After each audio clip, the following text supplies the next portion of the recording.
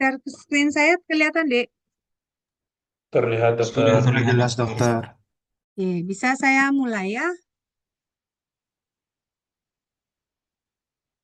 Ya, jadi terkait infeksi dan kejang pada bayi baru lahir ya. Jadi memang kalau untuk eh ya, susah. Untuk infeksi pada bayi baru lahir ya, yang pertama ya. Jadi sebenarnya penyebab dari infeksi pada bayi baru lahir itu sebenarnya ada banyak ya. Jadi memang suatu hal yang apa namanya cukup rentan ya pada seorang bayi yang baru lahir untuk bisa terjadi infeksi karena memang sistem kekebalan tubuhnya kan belum optimal ya. Itu kenapa juga bayi dari baru lahir kemudian sekian bulan sampai sekian tahun itu kan kemudian mendapatkan imunisasi atau vaksinasi ya. Jadi diberikan kuman gitu ya, diberikan infeksi yang sudah dilemahkan sehingga sistem kekebalan tubuhnya makin terbentuk gitu ya. Nah, itu kenapa pada bayi yang baru lahir itu sangat rentan karena memang sistem imunnya belum terbentuk dengan baik. Nah, dan itu pun bisa menyebabkan infeksi yang cukup beragam ya pada bayi ini. Nah, penyebab yang paling sering itu adalah bakteri ya. Bakteri itu adalah penyebab infeksi paling banyak pada bayi baru lahir, kemudian diikuti dengan jamur, virus, parasit ya. Kemudian otak organ yang paling sering terkena infeksi baru lahir itu adalah pertama adalah paru-paru ya. Jadi dari baru lahir ataupun pada saat proses persalinan itu pun sebenarnya sudah sangat rentan ya. Jadi mungkin sering kalian lihat bahwa bayi baru lahir kemudian fungsi nafas belum apa namanya belum bisa optimal, kemudian ada cairan masuk ya karena dalam rahim itu kan kalian sudah belajar di siklus hidup ya. Dalam rahim bayi itu kan berada di dalam air tapi dia kan belum respon bernafas ya. Nah, ketika persalinan mulailah ada respon bernafas itu. Sehingga kan yang bernafas kan harusnya kan udara yang masuk ya. Ketika hal lain selain udara itu masuk, nah itu rentan sekali menyebabkan infeksi pada paru-parunya. Apakah mungkin cairan ketuban gitu ya, atau mungkin yang mengandung mekonium dari bayi itu sendiri, ataukah infeksi pada di jalan lahir, nah itu juga bisa menyebabkan.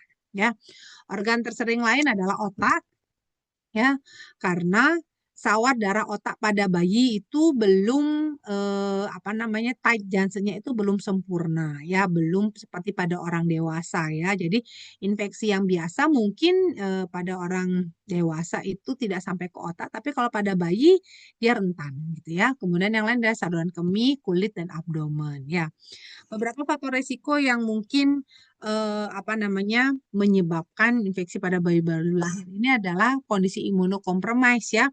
Nah, imunokompromis ini ya bayi itu pun sendiri dia merupakan individu yang imunokompromis. Kenapa?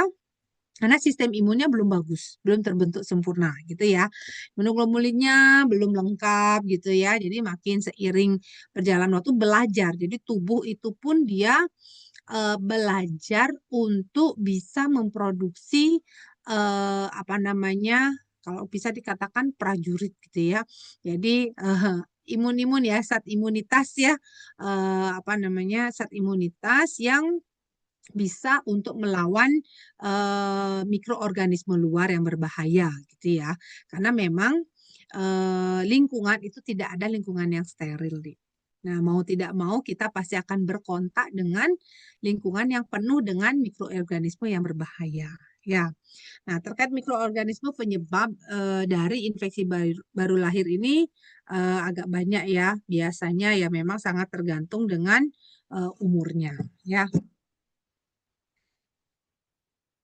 nah apa sih faktor predisposisi? Jadi faktor predisposisi adalah hal-hal yang berpotensi makin memperparah ya dari kondisi imunokompromisi bayi ini sehingga bisa menyebabkan kejadian infeksi pada bayi baru lahir ya. Misalnya dari faktor ibu ya, terkait sosial ekonomi ibu, kesehatan dan gizi yang kurang pada ibu ya, kondisi ibu yang mengalami ketuban pecah dini, kemudian perawatan antenatal care yang kurang baik, kemudian ada infeksi pada ibu, entah itu mungkin infeksi sistemik ataukah infeksi urogenital juga bisa berpengaruh ya, dan juga kelahiran kurang bulan. Dan juga pada saat ibu ini melahirkan atau proses persalinan ya, apabila faktor pertolongan yang atau proses persalinan yang tidak higienis ya, itu juga bisa menyebabkan sebagai predisposisi dari infeksi ini. Kemudian partus tindakan ya, bukan patus ya, partus tindakan. Partus tindakan dalam arti adalah proses persalinan yang tidak terjadi secara normal, gitu ya. Nah, persalinan normal kan per vaginam ya. Nah, yang tidak normal atau dengan tindakan entah itu mungkin dia di forceps atau dengan bantuan ataukah mungkin operasi, tindakan operasi seksio sesaria ya. Itu juga berpotensi sebagai predisposisi terjadinya infeksi. Kemudian partus lama. Nah, partus lama dalam artian kan kalian sudah belajar ya proses persalinan ya di siklus hidup ya. Jadi pada saat proses persalinan kan ada kala 1, kala 2, kala 3 gitu ya. Jadi pada saat partus lama itu kita kala 2 lama gitu ya. Jadi sudah mau lahir tapi belum apakah mungkin belum bukaan yang optimal atau belum bukaan apa namanya 10 ya. Sehingga di sana akan tertahan si bayi ini yang harusnya dia sudah mulai ada terjadi respon bernafas itu belum bisa ya, sehingga dia mau bernafas tetapi masih dalam rahim ibunya sehingga itu tersendat. Nah, itu juga beresiko menyebabkan terjadinya infeksi. Kemudian adalah faktor dari bayi. Jadi misalnya bayi yang memang sudah memiliki cacat bawaan, kemudian bayi dengan berat badan lahir rendah, kemudian adanya trauma dan kurang bulan ya. Kemudian faktor perawatan ya, perawatan pada bayi yang baru lahir ya, misalnya diberikan resusitasi gitu ya. Kemudian ruang perawatan yang penuh sesak ya, dalam artian ya pasien lain itu pun berpotensi menularkan penyakitnya ya. Kemudian sarana kesehatan yang tidak baik ya. Dan kemudian pemberian susu formula sejak lahir. Jadi memang sangat diharapkan pemberian ASI. Ya, kenapa? Kalau dari ASI itu ada zat kekebalan ibu dari ibu yang memang sudah terbentuk pada apa namanya pada tubuh ibu ya, itu yang bisa diberikan secara langsung. Tentu saja itu tidak bisa digantikan dengan susu formula. Jenis apapun, merek mahal apapun. Ya, jadi memang sangat diperlukan pemberian ASI sejak dini. Ya. Dan faktor resiko, ya faktor resiko adalah hal yang lebih berpotensi gitu ya, berpotensi dibandingkan predisposisi yang tadi ya. Jadi faktor ibu misalnya terjadi infeksi intrapartum gitu ya, ada foul smelling ya, gimana ada purulen, ada demam, leukositosis yang meningkat ya, kemudian pecah ketuban dini yang lebih dari 12 jam, persalinan prematur, usia bayi belum 37 minggu, kemudian adanya ISK. Kemudian dari faktor neonatus ya, berat badan bayi lahir rendah dan terjadinya asfiksia. Nah, kemudian gejala klinis. Jadi memang kita agak sulit biasanya menilai bayi ini sakit apa enggak ya, gitu kan belum bisa ngomong bayi ya. Apalagi bayi baru lahir gitu ya. Diem ya diem aja. Entah dia nangis, entah dia ini gitu ya. Jadi memang agak sulit ya. Seringkali bahkan infeksi awal pada bayi baru lahir itu nggak ketahuan nih. Jadi tanpa gejala. Nggak ada bilang, aduh saya kok lemes gitu. Kalau pasien kan mengeluh gitu ya. Kalau bayi nggak bisa mengeluh karena memang dia belum bisa ngomong gitu ya. Kemudian tanda-tanda yang bisa muncul biasanya adalah si bayi ini menjadi irritable gitu ya. Minta digendong terus, gelisah gitu ya. Kemudian tidak mau menyusu. Biasanya kalau dia apa namanya sudah jamnya menyusu dia pasti akan menyusu gitu ya atau mencari gitu ya. Kemudian tanda-tanda yang utama yang bisa mungkin ditemukan adalah ya tentu saja adanya demam gitu ya. Demamnya itu apa namanya bisa jadi pengaturan termoregulator yang belum baik ya. Jadi dalam artian yang harusnya dia bisa demam tinggi itu belum tentu, kadang malah jadi hipotermi. Ya, jadi pada bayi berat badan lahir rendah, nah itu biasanya hipotermi. Kemudian adanya perubahan warna kulit, jadi lebih pucat gitu ya.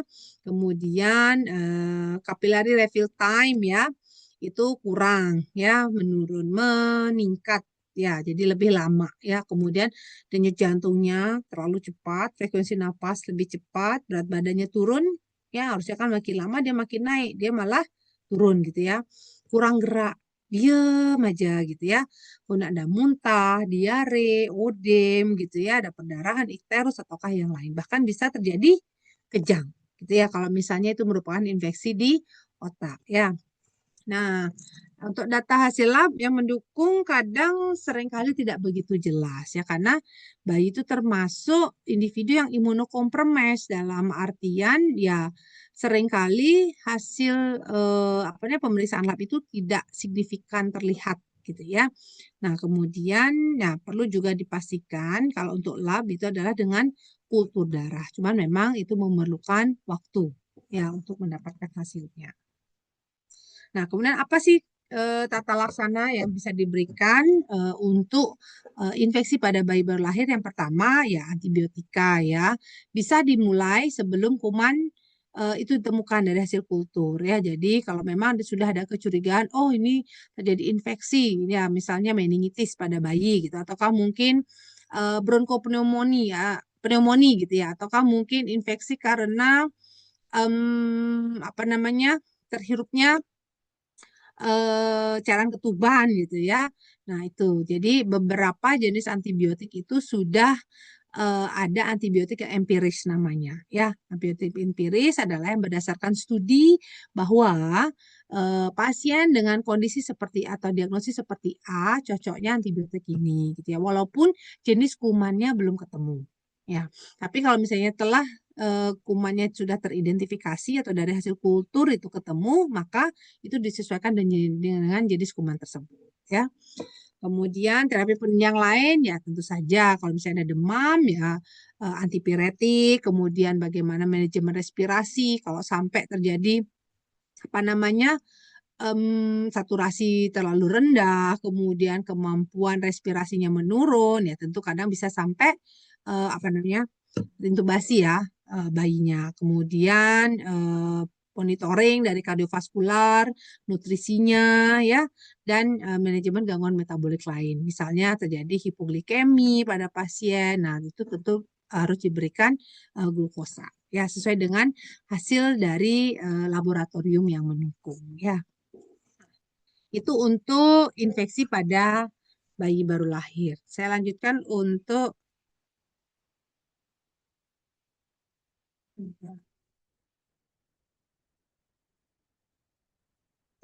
untuk kejang pada bayi baru lahir sekarang.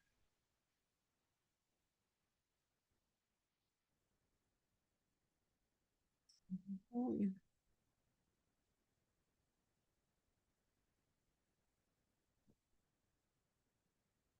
Nah, ini seringkali terjadi juga penyebab utamanya adalah infeksi awalnya. Ya, cuman ya memang kejang itu penyebabnya banyak ya, jadi tidak hanya infeksi. Ya, kenapa mungkin ini dikaitkan jadi satu untuk materinya ya, infeksi dan kejang ya.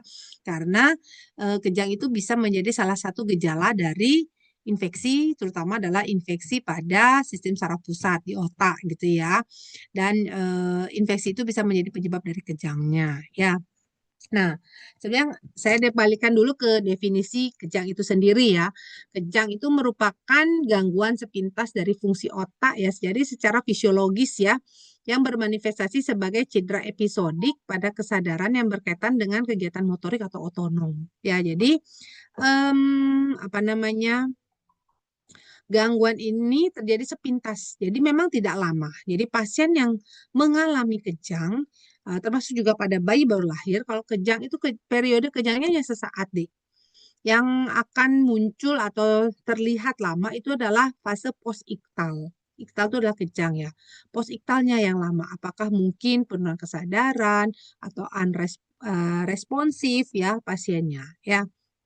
Nah, kemudian gangguan sepintas fungsi otak ini merupakan manifestasi dari cedera episodik ya, yang berkaitan dengan kegiatan motorik atau otonom. Nah, motorik atau otonom dalam artian motorik itu kan bagaimana gerak motor motor dalam artian di ototnya ya. Jadi apakah mungkin gerakan menghentak pada bayi atau kaku seperti itu ya, ataukah otonom? Otonom seringkali dia seperti irritable saja, Dik. Nah, itu juga bisa dalam bentuk kejang atau mungkin diam sesaat.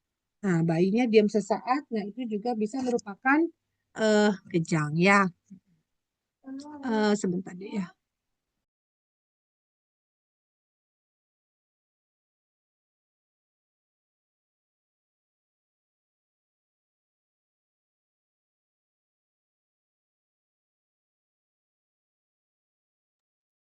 Ya, saya lanjutkan ya. Jadi tidak mesti pola dari kejang yang terjadi pada bayi baru lahir itu, atau kok mungkin pada orang dewasa ya, tidak mesti dia harus kelonjotan gitu ya. Memang umumnya adalah begitu ya. Tapi ada juga bentuk yang lain, tonik gitu ya, tonik kaku ya. Pada saya bayi seringkali kelihatan seperti spasme ya, spasme sesaat ya. Ataukah mungkin dia menjadi irritable ya. Dengan yang kita lihat adalah bagaimana kondisinya itu berulang secara stereotipik. Stereotipik artinya adalah polanya sama. Ya, jadi berulang pola sama gitu ya. Dan kondisi kejang ini kalau secara epidemiologi itu sekitar 0,5% dari semua neonatus, baik cukup bulan maupun kurang bulan. Dan biasanya memang akan lebih banyak kejadian pada bayi yang kurang bulan, ya, atau bayi prematur. Ya. Nah, ini yang terakhir ya, note-nya bahwa bentuk kejang pada neonatus seringkali tidak khas. Ya, jadi apalagi neonatus atau bayi baru lahir itu kan belum bisa kita tahu kondisi sadar bayi itu bagaimana ya, sering agak ambigu gitu ya. Sehingga dianggap oh biasa saja, padahal ada periode sesaat bayi ini diam. Nah, beberapa detik dia diam, kemudian baru nafas biasa lagi. Nah, itu harus diwaspadai bahwa itu merupakan kejang. Hmm.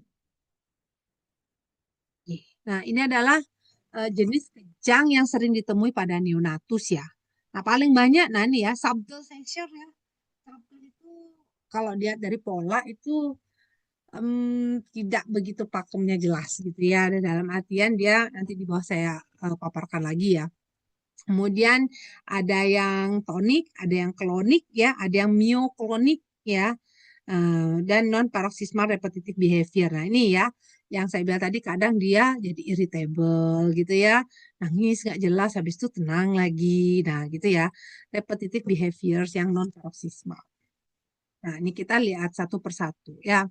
Kejang subtle. Kejang subtle itu memang semua kejang sebenarnya kan akan lebih banyak terjadi pada bayi yang preterm ya atau kurang bulan. Ya, jadi kurang dari 36 minggu gitu ya.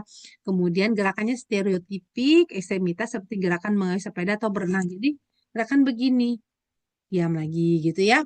Nah, seringkali dikira yang kejang subtle ini ya memang gerak bayinya seperti biasa gitu ya. Tapi nah, apa namanya, gerakan itu berulang dan bayi pada saat itu dia unresponsif, ya. Itu perlu diingat ya. Kemudian ada gerakan deviasi atau gerakan kejut pada mata atau mengedip yang berulang gitu ya. Kemudian gerakan seperti menghisap atau mengunyah, padahal tidak ada yang dihisap gitu ya. Kemudian ataukah nih, yang tadi saya bilang ya, tidak nafas sekian detik ya, apnu tiba-tiba, kemudian nafas lagi gitu ya. Nah, ini yang disebut kejang subtle. Nah, seringkali memang sebagian besar seperti ini sehingga memang agak sulit untuk apa namanya diperhatikan bahwa ini apa namanya keluarga atau keluarga pasien gitu ya memperhatikan bahwa oh ini kejang loh bayinya gitu ya. Nah, ini yang perlu dipahamkan pada keluarga yang punya bayi baru lahir atau mungkin orang tua yang punya bayi pertama kali untuk senantiasa memperhatikan gerak-gerik bayinya, gitu ya. Karena sering terjadi kejang subtle ini. Nah, kalau kejang tonik, jelas ya tonik gitu ya, nah, berbentuk umum ataukah vokal ya. Kemudian ada kondisinya adalah dalam bentuk ekstensi ekstremitas bawah dan atas gitu ya, ataukah dia fleksi pada ekstremitas atas dan fleksi fleksi gini ya, fleksi teko ya, ada fleksi bawah atau ekstensi pada ekstremitas bawahnya ya, atau dua-duanya ekstensi. Nah, ini biasanya seringkali juga merupakan penyebabnya adalah ICH ya, intracerebral hemorrhage ya, pada bayi prematur itu sering ya. Kemudian tonik vokal. Nah, namanya tonik. Tonik kan sama seperti tadi ya. Ada spasme gitu ototnya ya. Entah itu dia ekstensi atau fleksi gitu ya. Tapi ini pada vokal. Jadi salah satu ekstremitas. Satu tangan aja atau kaki aja satu gitu ya. Kemudian kadang diikuti dengan deviasi tonik pada kepala atau mata. Jadi noleh ke salah satu sisi. Ya, nah ini biasanya juga merupakan bagian dari penyakit sistem saraf pusat yang diffuse atau perdarahan intraventrikular. Ya, nah kalau kejang klonik ya, klonik itu agak gerakan ya, ada gerakan kejut ya pada ekstremitas yang perlahan dan berirama. Ya, nah setiap gerakan ini terdiri dari satu fase gerakan yang cepat dan diikuti oleh fase yang lambat. Nah, perubahan posisi atau memegang bentuknya bisa dalam bentuk perubahan posisi atau memegang ekstremitas yang bergerak yang tidak akan menghambat gerakan tersebut. Ya, itu untuk klonik. Kemudian seringkali tidak terjadi kehilangan kesadaran. Biasanya apa namanya kalau misalnya dikasih respon dia responsif ya. Nah, ini biasanya juga penyebabnya bisa lesi di apa namanya sistem saraf pusat di otaknya gitu ya, di cerebralnya, entah itu trauma, entah itu infak ataukah ada gangguan metabolik. Nah, kemudian kejang mioklonik ya. Kejang mioklonik bisa vokal, multivokal atau umum. Nah, ini otot. Nah, biasanya melibatkan otot flexor pada ekstremitas ya. Kejang mioklonik yang multivokal ini merupakan gerakan kejutan yang tidak sinkron pada beberapa bagian tubuh ya. Biasanya kejang ini terlihat jelas berupa fleksi masif pada kepala dan batang tubuh dengan ekstensi atau fleksi pada ekstremitas ya. Jadi fleksi pada kepala, batang tubuh jadi agak nekuk gitu ya, fleksi ya dengan ekstensi atau fleksi pada ekstremitas. Jadi ekstremitasnya bisa ikut fleksi juga ataukah ekstensi dia. Ya, biasanya ini juga penyebabnya adalah gangguan pada sistem saraf pusat yang bersifat diffuse ya, luas gitu. Bisa apakah trauma persalinan ataukah infeksi pada bayi gitu ya. Nah, ini kenapa juga bisa terjadi, ini saya jelaskan apa namanya, kenapa juga bisa terjadi kondisi kejang pada bayi baru lahir yang seperti itu ya. Pertama karena memang sistem saraf ya atau sel saraf ya pada bayi baru lahir itu belum memiliki mielinisasi yang sempurna. Ya, beda dengan pada orang dewasa. Ya, sehingga kalau orang dewasa khas sekali bentuk-bentuk dari pola kejangnya. Nah, utamanya adalah daerah lobus temporalis. Ya, di sana banyak terjadi, banyak memiliki sinap-sinap. Nah, di sana juga pun mielinisasinya biasanya lebih pesat ya. Nah, kemudian terjadi rangsangan ya yang menetap pada hemisfer ataukah dia menyeberang. Ya, kalau menetap pada hemisfer biasanya satu sisi, tapi kalau menyeberang dan kemudian kanan kiri ya, hemisfer kanan dan kiri itu kena terstimulasi, nah itu akan menyebabkan kejang yang umum ya. Nah, kemudian seringkali aktivitas epileptik ini berada di daerah temporal dan subkortikal. Sehingga pola yang terjadi pada pola kejang terjadi pada bayi baru lahir itu bentuknya menyeringai gitu, kayak senyum tapi nggak jelas gitu ya. Mengunyah, menelan ya, perubahan ritme nafas dan berkedip pada bayi. Nah, ini adalah patofisiologinya. Kenapa sih bisa terjadi kejang ya? Jadi, ya salah satunya tadi infeksi misalnya. Nah, infeksi itu ataukah kondisi yang lain ya akan menyebabkan hal-hal ini. Apakah dia terjadi hipoksemia, iskemia, ataukah kondisi hipoglikemia?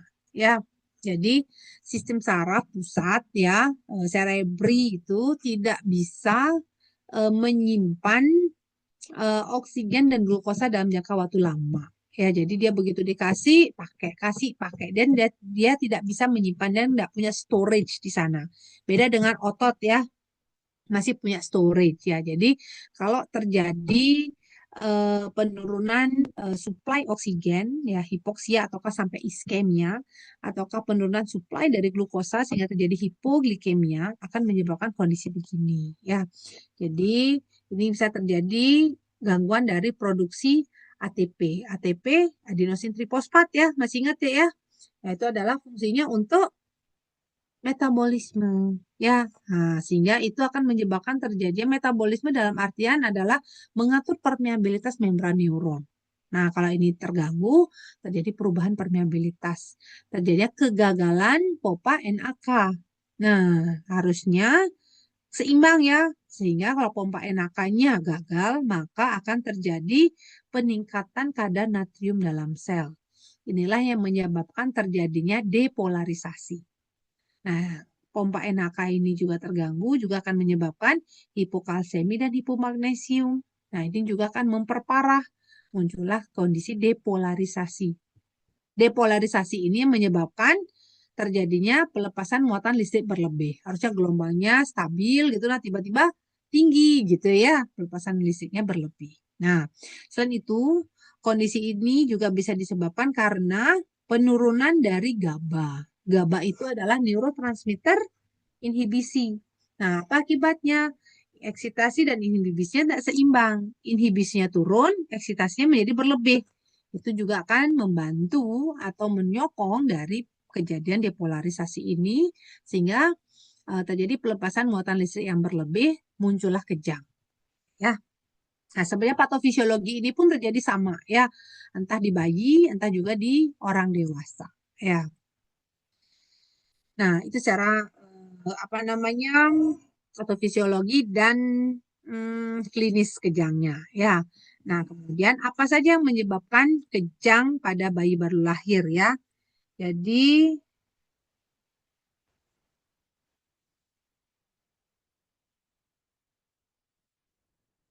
yang paling sering adalah asfiksia dengan apapun itu penyebabnya gitu ya. Kalau asfiksia kan asupan oksigenasi ke otaknya ya berkurang gitu ya secara signifikan. Penyebabnya banyak. Apakah mungkin gangguan dari pernafasan gitu ya, ataukah mungkin ada sumbatan, gagal napas, ataukah yang lain ya. Kemudian terjadi infeksi. Ya, paling sering meningitis kalau bayi. Kalau torch mungkin ada biasanya bayi baru lahir biasanya dapat ketularan dari ibunya ya. Tukso, rubella, sitomegalovirus dan herpes ya. Kemudian kondisi septiksemia ya. Jadi terjadi infeksi yang sudah masuk ke sistem sirkulasi darah ya. Kemudian gangguan metabolisme seperti hipoglikemi, hipokalsemi dan hipomagnesium ya. Ataukah mungkin memang ada lesi struktural di serebralnya ya. Jadi apakah mungkin karena trauma, kemudian penggunaan forceps pada saat proses persalinan. Jadi forceps itu kan di apa namanya di sefalnya ya dipasang alat ya dengan tekanan negatif gitu ya sehingga ditarik gitu bayinya untuk membantu proses persalinan ya itu juga bisa menyebabkan perdarahan di sistem saraf pusat. Nah, ini penyebab yang jarang kelainan otak bawaan karena memang angka kejadiannya cukup rendah ya. Kemudian kesalahan metabolisme bawaan, penghentian obat dari ibu, dan ini juga jarang, biasanya sudah ketahuan dari awal ya. Kemudian kondisi kronik terus, nah ketergantungan piridoksin ini jarang sih, biasanya dari ibu juga bawaannya dan hiponatremi. Kemudian kalau misalnya ketemu bayi baru lahir jadi kejang, apa yang dilakukan? Ya salah satunya juga pemeriksaan laboratorium ya untuk melihat secara metabolik apa sih kira-kira penyebabnya. Ya, pemberian apa cek glukosa darah, elektrolit ya, darah lengkap, kemudian analisa gas darah, kultur dan cairan analisis dari cairan cerebrospinal kalau dicurigai ada infeksi otak ya, dan kultur darah dan lainnya yang ini ya sesuai dengan kondisinya. Tata laksana ya tentu saja kalau terjadi kejang pertama adalah hentikan kejang segera. Kenapa? Semakin lama pasien itu mengalami kejang maka semakin banyak sel saraf otaknya yang rusak. Nah itu nggak bisa diperbaiki deh. Ya. Kemudian atur ABC, airway, breathing, circulation. Tetap itu prinsipnya apa? Apapun kondisi pasien, kalau udah kondisi emergensi ABC, airway, breathing, circulation. Ya, baru kemudian selanjutnya adalah koreksi penyebab yang tadi. Nah, penyebabnya ini kalau sudah ketemu gitu ya. Nah, ini adalah bagaimana kalian menggunakan flowchart ya. Ini saya lupa saya ngambilnya dari mana ya, kayak buku ini nih. yang bayi ya. NNU soalnya neonatal apa unit gitu ya. Jadi kalau misalnya ada bayi baru lahir gitu ya atau neonatus ya mengalami kejang cek ABC ya jadi harus di ruangan khusus untuk bayi karena memang bednya kan beda ya kalau bayi baru lahir gitu ya. Kemudian akses ABC airway breathing circulation kalau aman ya periksa gula darah. Kalau gula darah rendah segera berikan glukosa. Nah, kemudian sambil berjalan, stabilisasi airway breathing circulation, pasang intravena gitu ya.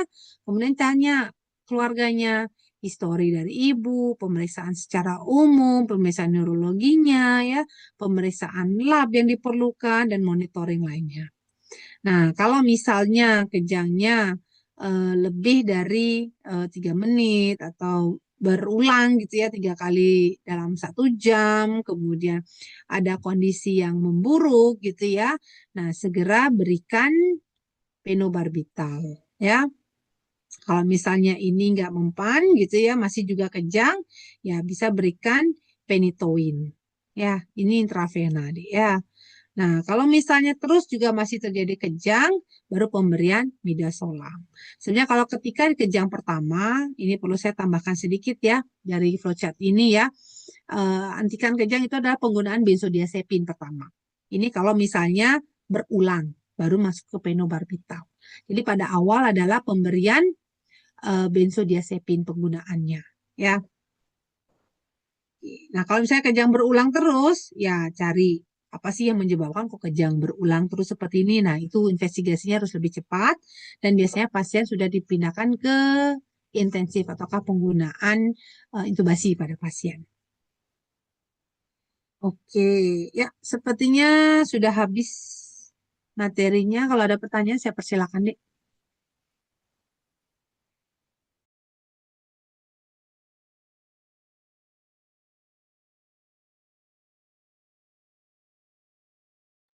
Ya, silakan deh.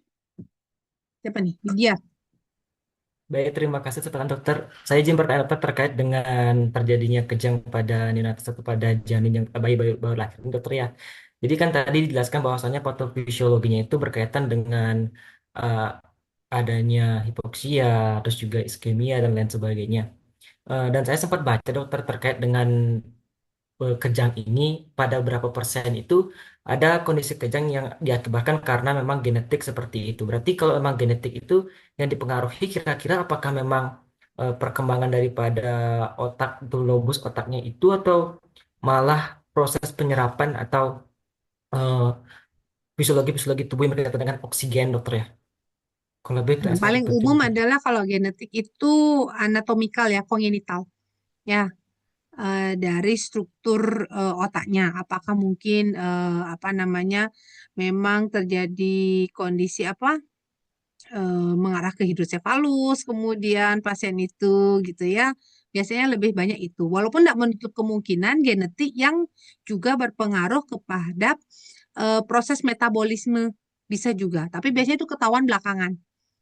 Karena kan itu perlu pemeriksaan lebih lanjut ya. Tapi kalau misalnya memang sudah ketahuan, oh pasien ini biasanya masalah penyakit genetik atau bawaannya itu sudah yang mayor. Oh iya, Pak dokter. Terima kasih banyak dokter. Oke, kemudian siapa nih? Alzo, silakan deh. Baik dokter, terima kasih kesempatannya. Perkenalkan saya Ulso Kemihia dengan digit NIM terakhir 001. Di sini saya mau bertanya tentang metabolik dan sistem saraf pusat tadi dokter. Nah, pertanyaan saya di sini bagaimana membedakan kejang pada bayi yang baru lahir yang disebabkan oleh gangguan metabolik seperti tadi itu glikemia ya, dengan kejang akibat infeksi sistem saraf pusat itu sendiri seperti tadi itu saya itu meningitis. Nah, itu hanya dari gejala klinis saja dan pemeriksaan awal. Serta bagaimana itu cara kita itu membedakan tersebut perbedaan tersebut yang mempengaruhi penata laksanaan awal gitu dokter. Ya. Kalau di flowchart tadi udah jelas ya sebenarnya. Jadi baru awal segera adalah setelah airway breathing circulation stabil, periksa gula darah. Nah, seringkali dia hipoglikemi. Nah, kalau udah jelas itu ya tentu itu penyebabnya. Jadi segera tangani, gitu ya. Nah, kalau misalnya penyebab lain seperti meningitis atau yang lain, tentu ada gejala klinis yang lain. Apa? Misalnya demam pasiennya, gitu ya. Karena proses dari terjadinya infeksi kemudian sampai menyebabkan kejang itu tidak hitungan detik ya. Pasti ada proses di sana gitu ya. Jadi demam udah dari kapan, udah irritable duluan, jadi sudah terjadi infeksi pada bayi dengan gejala-gejalanya dulu. Tapi kalau pada karena hipoglikemi ya itu sangat mudah sebenarnya ya, walaupun mungkin gejalanya sama, tapi perlu sangat di awal itu adalah periksa gula darah deh. Kalau untuk kejang pada neonatus. Ya, tapi kalau pada dewasa enggak signifikan gitu ya. Oke, dokter. Terima kasih banyak, dokter. Oke, ada lagi? Saya persilakan.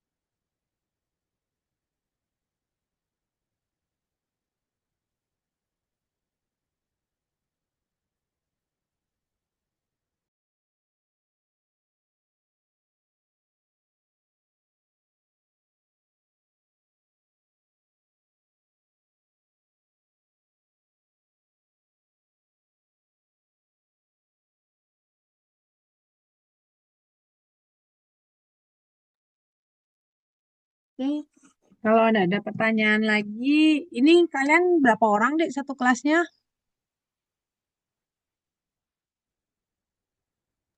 Total kami 145 orang, dokter.